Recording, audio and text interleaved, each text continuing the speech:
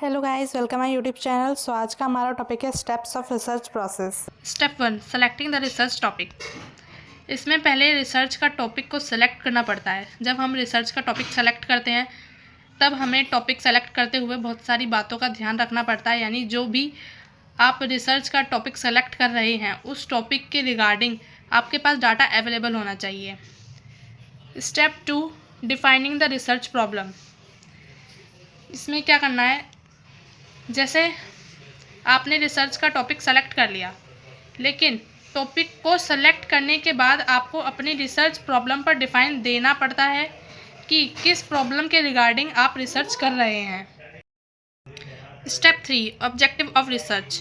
इसका क्या मीन है, आप जो रिसर्च कर रहे हैं इसका मेन ऑब्जेक्ट क्या है, यानी आप किन ऑब्जेक्ट के बेसिस पर अपनी रिसर्च कर रहे हैं, क्या फाइंड आउट करना चाहते हैं, कंक्लूज़न निकालना क्या चाहते हैं, क्या कंक्लूज़न निकालना चाहते हैं, आपने क्या गोल सेट किया है अपनी रिसर्च करने के लिए। स्टेप 4, लिटरेचर सर्वे। इसका क्या मतलब है, यानी जो भी हमने प्रॉब्लम या टॉपिक सेलेक्ट की है उसके रिगार्डिंग हम लिटरेचर का रिव्यू करते हैं। यानी जो हमारे पास डाटा हमारे पास जो भी डाटा अवेलेबल है उस पर्टिकुलर डाटा के रिगार्डिंग उस सारे डाटा को हम थ्योरली एग्जामिन करते हैं कि वो सारा डाटा हमको क्या इन्फॉर्मेशन देता है। मतलब अपने टॉपिक को थ्योरली एग्जामिन करना ये लिटरेचर सर्वे में आता है। Step 5, formulation of research hypothesis. इसका क्या मीन्स है, इसमें क्या करते हैं, जब हमने डाटा को स्टडी कर लिया तो उसके बाद कुछ हाइपोथेसिस बनाएंगे। हाइपोथेसिस मीन्स आपकी सेल्फ मेड अजप्शन बनाएंगे कि हो सकता है इस प्रॉब्लम का पर्टिकुलर सॉल्यूशन ये हो। Next is step 6, selecting research design. इसका क्या मतलब है,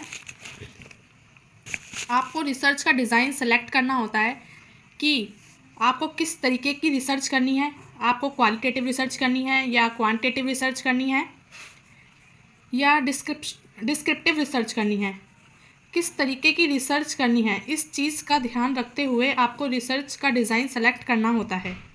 स्टेप 7, सैम्पल डिज़ाइन। इसका क्या मतलब है, इसमें सैम्पल डिज़ाइन करते हैं, जैसे कि आपको कहाँ से सैम्पल लेना है, कितने लोगों का सैम्पल लेना है, सैम्पल की टेक्निक क्या होगी, रैंडम होगी या नॉन रैंडम होगी, ये सब ध्यान रखते हुए सैम्पल डिज़ाइन करेंगे। बेसिकली साइज़ ऑफ सैम्पल और इसमें आएंगे एरिया ऑफ सैम्पल, इनका सबका सिलेक्शन ऑफ सैम्पल होगी।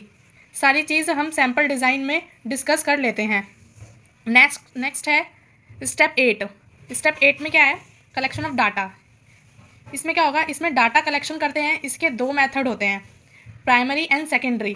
प्राइमरी मीन्स जो डाटा आपको सेल्फ डाटा है, आपने जो डाटा खुद बनाया है, और सेकेंडरी मीन्स सेकेंडरी डाटा वो होता है जो डाटा आपने किसी दूसरे के डाटा से उठाया है अपनी रिसर्च करने के लिए, अपनी जो रिसर्च है वो करने के लिए किसी और का डाटा उठाया है, उसको बोलेंगे secondary data. Step 9, analysis of data.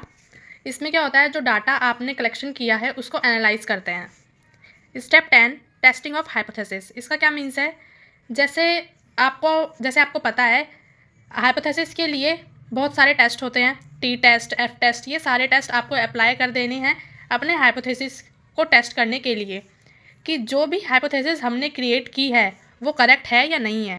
Step 11, generalisation and interpretation of data. इसका क्या मतलब है, जब हाइपोथेसिस करेक्ट है या जब रिजल्ट निकल गया है तो नेक्स्ट हम ये करेंगे कि उसको जनरलाइज कर लेंगे और जो डाटा आएगा उसको इंटरप्रिटेशन दे देते हैं। नेक्स्ट है step 12, preparation of research report. अब इसका क्या मतलब है, जब आप अपनी फाइंडिंग और कंक्लूजन को फाइंड आउट कर लेते हैं तो उसके बाद आप अपनी रिपोर्ट बना लेते हैं कि पर्टिकुलर टॉपिक के रिगार्डिंग आपने क्या फाइंडिंग निकाली, क्या रिकमेंडेशन थी, क्या कंक्लूजन थे, क्या लिमिटेशन थी। इन सारी चीज़ों के बारे में एक आपको डिटेल फॉर्मेट तैयार हो जाता है जिसे हम रिपोर्ट कहते हैं। Thanks for watching my video.